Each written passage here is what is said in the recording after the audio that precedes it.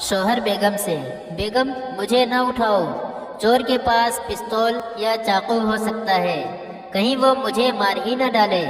बीवी बोली, अरे फिर क्या हुआ, आपने अपनी जिंदगी का बीमा करवा तो रखा है ना। एक दिन शदीद बारिश हो रही थी। एक साहब अपनी खिड़की खोले तमाशा देख रहे थे कि एक आदमी निहायत तेजी से भागा जा रहा था। साहब ने उसे आवाज दी और पूछा, इस तरह क्यों भाग रहे हो? वो शख्स बोला, देखते नहीं कि बारिश कितनी शिद्दत से हो रही है। साहब ने कहा, इंसान को खुदा की रहमत से इस तरह नहीं भागना चाहिए। वो शख्स उन साहब की इस बात पर मजबूर हो गया और निहायत इत्मीनान से चलकर घर पहुंचा। इस हालत में वो पूरा तरबतर था। दूसरे दिन वही शख्स अपनी खिड़की में बैठा तमाशा देख रहा था। अभी बारिश हल्की हल्की हो रही थी। देखा कि वो साहब निहायत तेजी से भागे चले जा रहे हैं। उसने आवाज देकर कहा, अपनी कल वाली बात भूल गए? खुदा की रहमत से अब आप क्यों भाग रहे हो? साहब ने जवाब दिया, अरे बेवकूफ, क्या तू चाहता है कि रहमत खुदाबंदी मेरे पांव तले रौंदी जाए?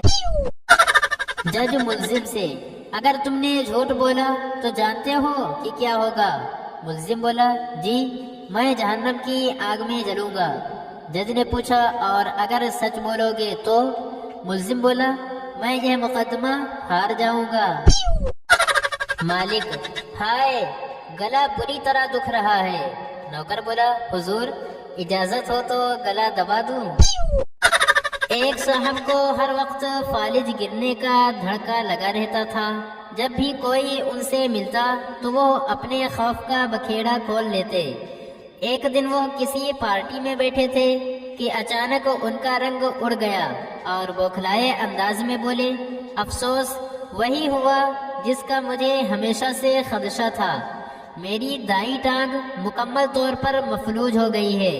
साथ वाली कुर्सी पर बैठे हुए साहब किसी कदर झुंझलाकर बोले, माफ कीजिए, आप पिछले 5 मिनट से मेरी बाईं टांग पर चुटकियां भर रहे हैं। एक मालदार मगर कंजूस शख्स का बेटा इम्तिहान में फेल हो गया। बहुत सोच विचार के बाद बेटे ने बाप को इन अल्फाज में उस हादसे की इत्तला दी, डियर अब्बा जान, आपको यह जानकर खुशी होगी कि इस साल आपको मेरी किताबों पर रकम खर्च करने की नौबत पेश नहीं आएगी, क्योंकि मेरे असातिज़ा ने मुझे मज़ीद 1 साल तक मौजूदा क्लास में ही रखने का फैसला किया है।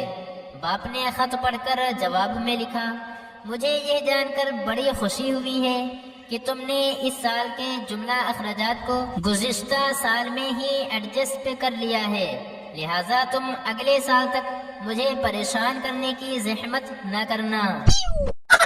एक खातून दूसरी खातून से, मिस्टर कादरी से मेरा तारुफ तो नहीं, मगर मैं उनके बारे में छोटी से छोटी बात जानती हूँ।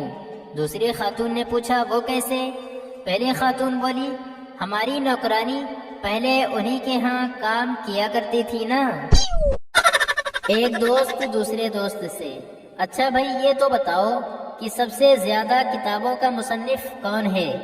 दूसरा बोला, वाह ये भी कोई मुश्किल बात है, सबसे ज्यादा किताबों का मुसन्निफ तो खत्मशुद है, तभी तो हर किताब के आखिर पर लिखा होता है।